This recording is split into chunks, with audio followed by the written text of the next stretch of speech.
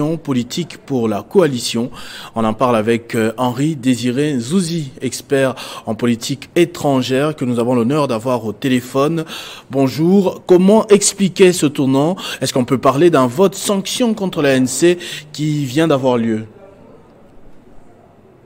Effectivement, il s'agit d'un véritable tournant, pour ne pas dire un séisme, puisque c'est la première fois que l'ANC n'obtient pas la majorité absolue à l'issue des élections. Il faut rappeler qu'en 2004, il y a 20 ans par exemple, l'ANC l'avait emporté avec 70%. 5 ans plus tard, la tendance s'est plus ou moins confirmée, mais en 2019, il y a 5 ans, eh bien, le parti est tombé à 57%. Aujourd'hui, on le voit 40%. Une érosion avec les années, mais surtout à cause d'une crise économique qui frappe durement l'Afrique du Sud, on le rappelle, pays membre des BRICS, montée en flèche de la criminalité, fossé d'effondrement qui s'est aggravé en termes d'inégalité, et puis, bien évidemment, les difficultés de gouvernance à certains niveaux. Il faut rappeler par ailleurs que l'ANC a toujours eu une position dominante. Cette élection ne remet pas en cause ce statut. Simplement, eh bien, il va falloir négocier pour pouvoir parvenir à une majorité. Je rappelle que l'Assemblée nationale issue de ces élections doit élire le chef de l'État. Voilà, mais quand vous dites que l'ANC ne perd pas sa position, il y a quand même l'opposition de son côté qui compte faire barrage à ce projet de coalition et veut à tout prix élire un autre président. Qu'est-ce qui va se passer là par la suite? Alors, il s'agit vraiment d'un exercice totalement inédit dans le paysage politique sud-africain, avec un pays qui a toujours eu comme parti dominant l'ANC depuis 1994, mais ici, on le voit, avec cette contre-performance historique et la montée en puissance notamment du MK de Jacob Zuma, eh bien on voit que effectivement pour la toute première fois l'ANC va être contraint à des discussions.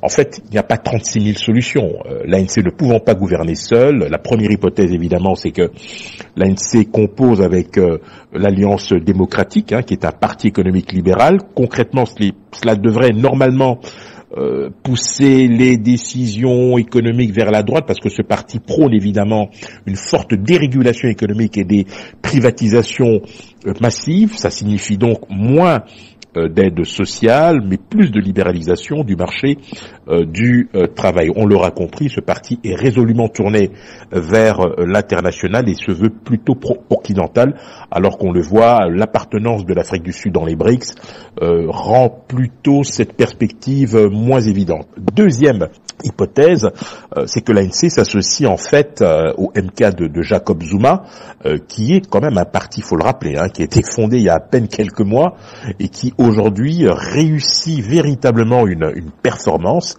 sachant par ailleurs que techniquement Zuma est toujours membre de l'ANC, mais son animosité, ou plutôt son antagonisme avec Cyril Ramaphosa rendent les choses un peu compliquées. Donc dans cette même hypothèse, l'ANC s'associerait également avec le parti des combattants de la liberté. C'est un parti qui se situe plutôt à gauche de l'échiquier politique, et donc une telle coalition s'engagerait davantage vers une politique plus sociale, et cela devrait aboutir notamment à plus de création d'emplois, plus de politique en faveur des pauvres.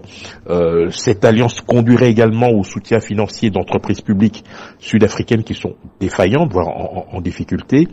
Et donc, voilà, il y a pas mal de choses qui peuvent effectivement trouver un point d'entente, sachant par ailleurs que le Parti de la Liberté, le FF, prône également la redistribution des terres, mais aussi la nationalisation des mines. On verra comment tout cela s'articulera. Toujours est-il que, dans les deux cas, on aura effectivement une ANC qui n'aura plus de position dominante. Merci à Henri Désiré Zouzi, expert en politique étrangère, de nous avoir éclairé la lanterne et l'opinion également. Sergueï Lavrov.